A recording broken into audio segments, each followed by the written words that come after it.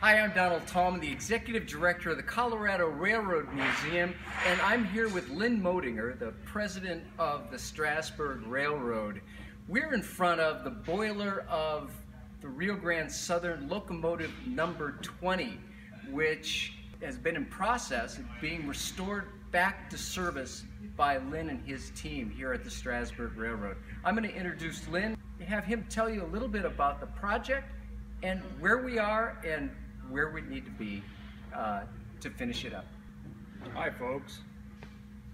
So we're standing in front of number 20.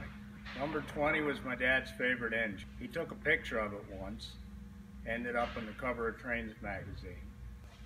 He always loved the engine, and there was a point in time where the opportunity arose that I could do something about that.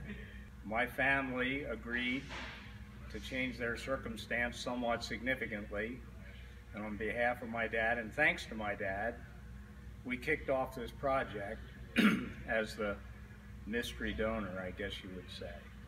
Sort of hoping that the initial donation was going to be enough to get this done, but then again, this is number 20, folks. This is the locomotive that ran long after she should have died. And she's thrown every curveball at us that you can imagine. Right behind me is a brand new sheet on the side of the boiler where number 20 used to have a large dent because she managed to roll over on a rock. Well, we had to fix that. The RGS didn't fix it for 8 years after it happened, but this is 2000, whatever it is, and we got to fix it. So that's just one of many curveballs that she threw at us, but we've conquered most of them. We're coming down the last stretch, but we really need some help. And this boiler has been hydro, correct? The boiler is actually done. There's the new patch up here. Just about everything inside it is new. New flues, new flue sheet, new firebox. We made some improvements, but one thing that characterizes the boiler, that characterizes this entire restoration, is with the support of the Railroad Museum, we have focused on trying to maintain as much original fabric as we can. So we don't end up with George Washington's hatchet that has had the head replaced 5 times and the handle 13.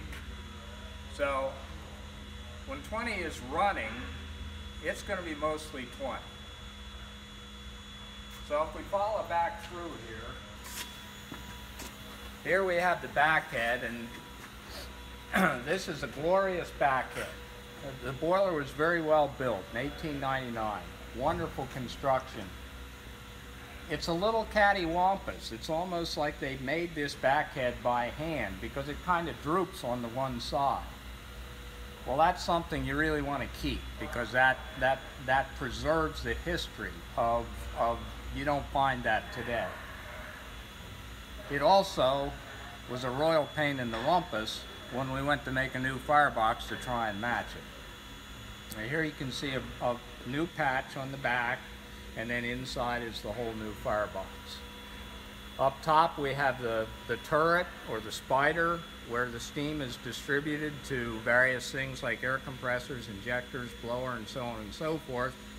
2 of the valves, the 2 fanciest valves on the side, had frozen and were broken. So we actually made brand new valves to match the old ones. So we're paying a lot of attention to details so that we end up with not only a good museum piece, but an operating museum piece. So here, folks, you see a fine assortment of parts. Probably 80% of them belong to number 20.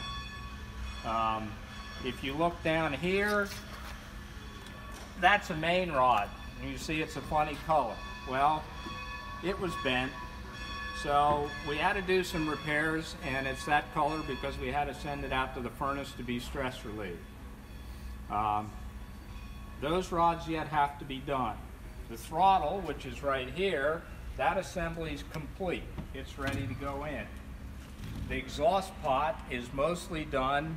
We just have to get the stack here so we can aim the exhaust and make sure we have everything lined up so the smoke goes out the stack straight. We've got crossheads. We've got the old crosshead guides sitting here. The crosshead guides are kaput. We have the steel in to make brand new crosshead guides. We come down here a little further. We have the dog bones there. Those are the dog bones that essentially attach the firebox to the frame. They're there so when the engine rolls down the mountain off the track, the boiler doesn't separate from the frame. Basically what they're for. Those are original. You can see one of them's been built up a lot. We're going to save those. We'll put bushings in them, but they'll be 20s. Now we come along here a little bit further. Here we have the equalizing. The spring hangers, those were disasters. Initially in the project we thought, well, you know, we're just going to make all new for that. But you know, this is part of the history. And we did some analysis of them and decided we could save it. So they're ready to go. We're on the verge of putting the together as we speak. This stuff back in here, this is more equalizing stuff that'll go on the locomotive. Those are the D valves that'll go on the engines. They've already been finished. They've got their balancing rings done, what have you, and they're ready to go onto the engines. And we come back here a little further. Here's the lead truck. The lead truck was completely rebuilt. This was a huge project. The wheels are supposed to be parallel, and they're both supposed to be going in the same direction. Suffice it to say they weren't. So we had to completely take the thing apart, tram the entire thing.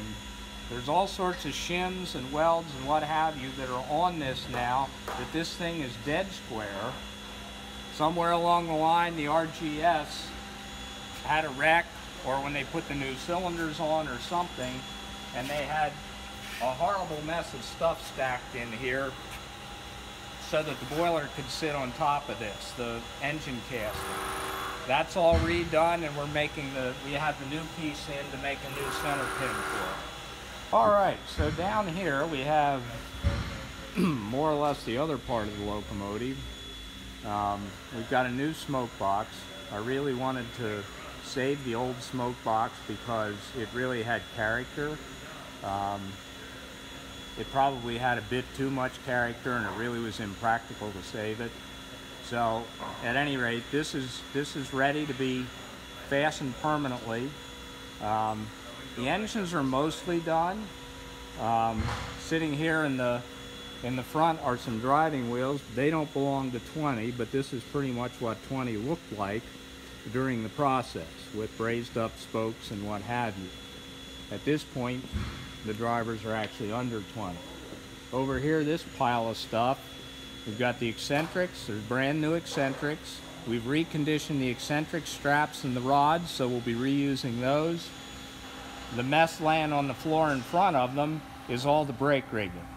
We've calculated out what needs to be done to the brake rigging to give proper braking, and that project has to be completed. A lot of the machine work is done. Now we go to assembly and fine tuning for the brakes. So now we'll go around to the engineer's side. All right, so now we're looking at the engineer's side. And for those of you who have followed the progress of 20, when we used to post on the Narrow Gauge discussion forum at various times when we were working on it, you know that there's sections of the frame that are brand new.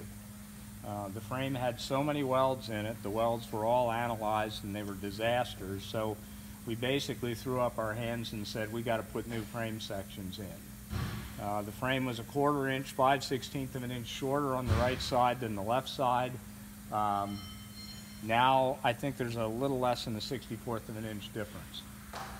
So driving wheels are all done, axles, pins, Up there you see the side rods. They're all done, trammed, machined. All we have to do is make bushings for them, and then they can go on.